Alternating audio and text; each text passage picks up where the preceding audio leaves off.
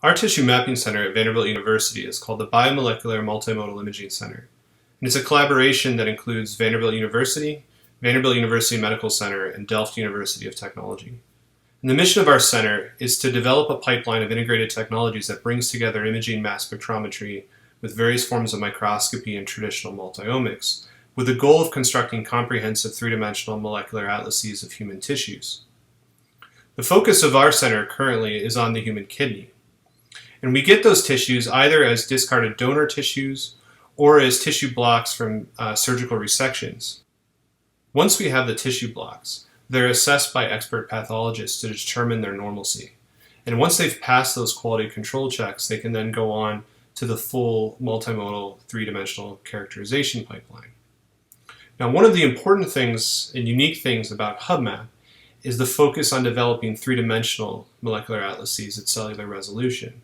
Now, for our technologies, to generate three-dimensional images, we have to take serial sections through an entire tissue block. So what we end up with are taking sections, sometimes hundreds of sections, and each of those sections is mounted onto a glass slide. So each of those samples are then run using different aspects of our characterization pipeline, some being analyzed by imaging mass spectrometry, others being analyzed by different forms of microscopy, and then we combine all of that at the end. Specifically, we're generating molecular images of human tissues using matrix-assisted laser desorption ionization, or MALDI, imaging mass spectrometry, autofluorescence microscopy, classical stain microscopy, and multiplexed immunofluorescence microscopy. We collect the autofluorescence on every tissue section prior to analysis with the other modalities. And the reason we do that is so that the autofluorescence can act as an anchor from one tissue section to another. So we have a common modality that spans all tissue sections. What this allows us to do is spatially co-register everything using the autofluorescence, and ultimately allows us to link one modality to another in three-dimensional space. For the samples that will be analyzed by imaging mass spectrometry, first we collect autofluorescence microscopy. We then define specific regions on the tissue to collect various forms of MALDI imaging mass spectrometry data. And once that data has been collected, the nice thing about MALDI imaging is that the tissue remains intact. So following that analysis, we can then perform stains and collect classical histological images from the same tissue sections.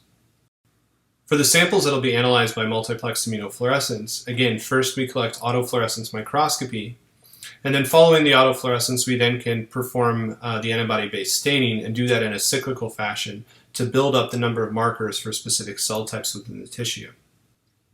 Once all of the imaging data has been collected, as I said, we use the autofluorescence data to first register each of the modalities within a single tissue section. So for instance, registering the autofluorescence to the imaging mass spectrometry to the PAS stain microscopy, and create a co-register data set for an individual tissue section. We can also use the autofluorescence to construct our three-dimensional blocks and then project each of our individual imaging modalities onto that three-dimensional scaffold, allowing us to ultimately produce high spatial resolution, molecular three-dimensional images of human tissues, in this case, of human kidney tissue. As is the case with all HubMap projects, this is a very multidisciplinary effort that requires the creation and integration of many unique capabilities, including procurement and management of human specimens, development of analytical imaging pipelines, and ultimately the construction of bioinformatics workflows that allow us to visualize the three-dimensional molecular atlases that we construct, and also analyze these large-scale multiomics data sets. We believe that the data generated by HubMap will provide a new paradigm of understanding for the normal state of organs that will span vast molecular and spatial scales, ultimately allowing us to make new connections between molecular profiles and cell types within human tissues.